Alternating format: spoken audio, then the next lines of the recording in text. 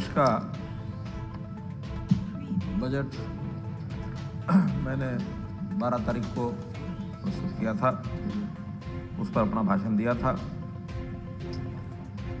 ये ठीक है कि भाषण अपेक्षा से लंबा था, लेकिन उसमें इस बार कुछ नए प्रावधान भी हमने किए, कुछ नई चीज़ें जोड़ी हैं, विषय नए शुरू किए जाते हैं। उसमें अनुभव के आधार पर उसको फिर विचार किया जाता है कि उन चीज़ों को स्थायी रखना, कुछ अदल-बदल करना, कितना उसमें लाभ होता है, कितना नहीं, अपेक्षाएं करके किया जाता है कि अपेक्षा के अनुसार एक अच्छी दिशा की ओर बढ़ा जाए। उसी नाते से हमने किया। ध्यान हमने इतना रखा कि इस बजट का एक लेखा जोखा होता है। हर पैसा कहीं से आता है और कहीं जाता है। केवल इतना ही होता है कि उसका एक नियोजन करना होता है कि कौन सी चीज़ पर प्राथमिकता दी जाए, किसको थोड़ा सा पीछे भी रखा। तो कई बार पिछले वर्षों की तुलना में कभी कभी किसी चीज़ पर कम भी रखा जाता है। कोई फोकस चीज़ पर करना होता है उसको ज़्यादा भी किया जाता है।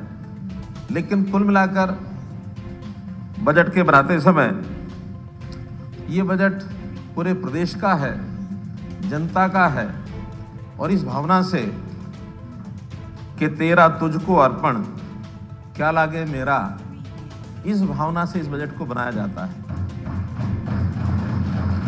आखिर तो ये प्रदेश के लिए बजट है, किसी एक क्षेत्र के लिए नहीं है, किसी एक वर्ग के लिए नहीं है। इतना ही है कि बजट बनाते समय एक संवेदनशीलता ये जरूर रहनी चाहिए। संवेदनशीलता माने जिसका अधिक ध्यान रखना है, जिस वर्ग को ज़्यादा आवश्यकता है। मैं ऐसा भी मानता हूँ कि जो ज़्यादा नीडी है, जो ज़्यादा पात्र है, अधिकार भी उसका ज़्यादा है। इस बार का बजट बहुत से विषयों पर चर्चा हो रही है। एक ही बात मैं कहना चाहूँगा कि आखिर हमने जो विचार किया है उसमें प्रमुखता के विषय कई हैं, लेकिन फिर भी सिंचाई और कृषि, इन दो पर एक फोकस किया है। कई तरह की आलोचना हुई है, कृषि का बजट नहीं बढ़ा, घटा, यानी इसमें आंकड़े आपको स्पष्ट ध्यान में आएंगे कि पिछली बार का जो हमारे रिवाइज एस्टिमेट्स हैं, अब एक थोड़ी दुविधा और होती है कि हम जो आंकलन करते हैं वो बजट एस्टिमेट से उठाते हैं और फिर आज के बजट एस्टिमेट से जोड़ते हैं। मेरा कहना यह है कि बजट के समय, क्योंकि हमारा रिवाइज एस्टिमेट रिसेंटली बना हुआ होता है, बजट एस्टिमेट कुछ और होता है। रिवाइज एस्टिमेट कभी बढ़ता है, कभी घटता है। स्वाभाविक है कि इस बार घटा भी है, क्योंकि हमारे जैसे आमदन कम हुई वैसे हमारे खर्चे भी कम हुए। तो जो रिवाइज एस्टिमेट्स हैं वो लेटेस्ट है, पिछले महीने के बने हुए, इस एक्चुअल के नज़दीक वो रहेंगे। तो इसके साथ तुलना करनी चाहिए अगले बजट एस्टिमेट की। तो जहां कहीं आंकड़ों में अंतर आ रहा है वो इसी कारण से आ रहा है कि हमारे कुछ मित्रों ने बजट एस्टिमेट के साथ तुलना की इस बजट की। मैं तुलना रिवाइज एस्टिमेट से करूंगा, क्योंकि रिवाइज एस्टिमेट का और बजट एस्टिमेट का अंतर बहुत आता है। तो रिवाइज जो है वो बहुत एक्चुअल्स के नज़दीक होता है। इसके हिसाब से हमारा जो रिवाइज एस्टिमेट कृषि का था वो 5052 करोड़ रुपए का है, और अभी हमने जो बजट इस 21-22 का एस्टिमेट किया है 6111 करोड़ रुपए आ गया है।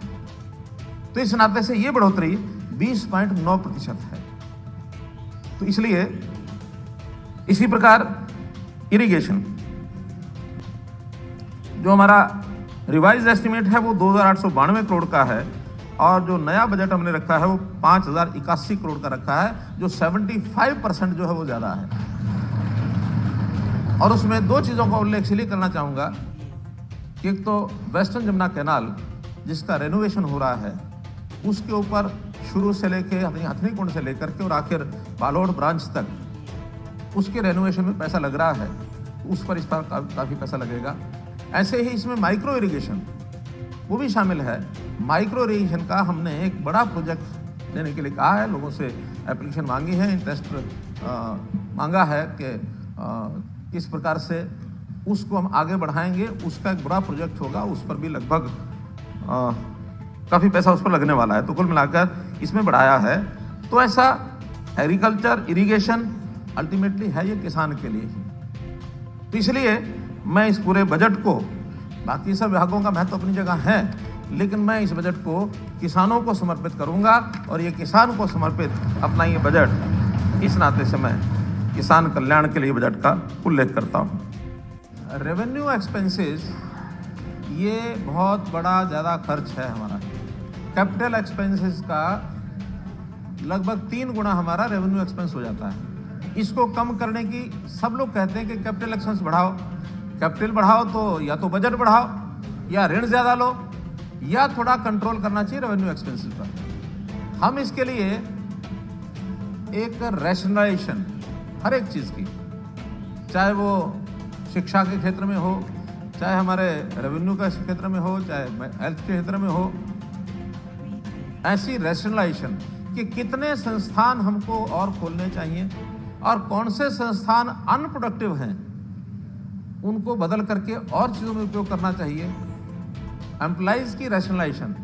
आज टेक्नोलॉजी का युग बदल चुका है, तो टेक्नोलॉजी के नए नए प्रकार के लोग ये हमको आज चाहिए। नहीं, देखिए ना, आज देखिए ज़माना बदल गया है। ज़माना बदल गया है, आईटी का ज़माना आ गया है। आज कंप्यूटर के ऊपर लोग बैठने लग गए हैं। तो जो आदमी पहले 4 लोग क्लरिकल काम करते थे, आज वह 1 आदमी हो सकता है। लेकिन सुपरवाइजरी स्टाफ ये जितना आज बड़ा हमारा इंफ्रास्ट्रक्चर है, यानी हमारा वो जो पैराफर्नेलिया है, इसके ऊपर ज़्यादा चाहिए। तो हमें उनकी ट्रेनिंग करा करके, उनकी स्किलिंग करा करके और अच्छी क्वालिटी के लोग आएँ ताकि प्रोडक्टिव स्टाफ हमारा बढ़े। तो इसके लिए भी हम रैशनलाइजेशन का जहाँ ज़रूरत होगी बढ़ाने की हम बढ़ाएंगे, घटाने की ज़रूरत होगी घटाएंगे, और प्रोडक्टिव और नॉन प्रोडक्टिव इसका ज़रूर अंतर हमें ध्यान रखना होगा। एक अंतिम विषय करके मैं अपना समापन करूँगा। बहुत से समाज में हर विभाग के साथ जुड़े हुए उनकी समस्याएं और उनके विवाद ये बहुत ज़्यादा हैं। जैसे एक विवाद अभी HSPP की बातचीत हुई, वो हमने सॉल्व किया है, 60-62 हज़ार लोग थे। इसी प्रकार रेवेन्यू को लेकर के बहुत से विवाद हैं और लिटिगेशन लाखों की संख्या में है। इसी प्रकार टैक्स के एरियर्स हैं, उनके बहुत से विवाद हैं। कई प्रकार के ऐसे विवाद जो कोर्ट्स में पहुंचे हुए हैं या रेवेन्यू कोर्ट में पेंडिंग हैं। हर एक डिपार्टमेंट को ये कहा है, जैसे सेंटर ने विवाद से विश्वास एक स्कीम चलाई, उसके अंदर कुछ सफलता मिली है। ऐसे ही हम विवादों का समाधान ये एक योजना शुरू कर रहे हैं। सब विभागों को कह दिया है कि जो आपकी पेंडेंसी है केसेस की, किसी प्रकार की समस्याएं हैं, उन समस्याओं को आप लोग उसको लिस्ट करिए। कौन सी पॉलिसी में बदल करने के बाद या कोई स्कीम बनाने के बाद उनकी समस्याओं का हल हो सकता है, ये एक विवादों का समाधान, ये योजना भी हम बहुत जल्दी हर एक विभाग के अलग अलग लेके आए। अध्यक्ष जी, मैं अपनी चर्चा को समाप्त करते हुए इतनी बात कहूंगा कि हरियाणा ये हमारा प्रदेश, संपूर्ण हरियाणा, इसका विकास ये हमारी योजना है। कल बत्रा जी ने बातचीत में एक विषय निकाला कि रोहतक का ये काम, रोहतक का ये काम, रोहतक पर हमको गर्व है।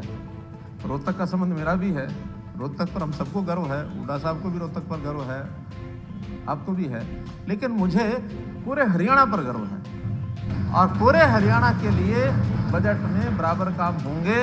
हम किसी के साथ ऐसा नहीं कहेंगे कि कहीं काम कम हो गया, कहीं ज़्यादा हो गया। ये जो बजट है ये कोई आंकड़ों की अभिव्यक्ति नहीं है, ये हर आदमी की आवाज़, वो क्या चाहता है। जितना हमारे से ज़्यादा संभव होगा उतना हम काम करेंगे।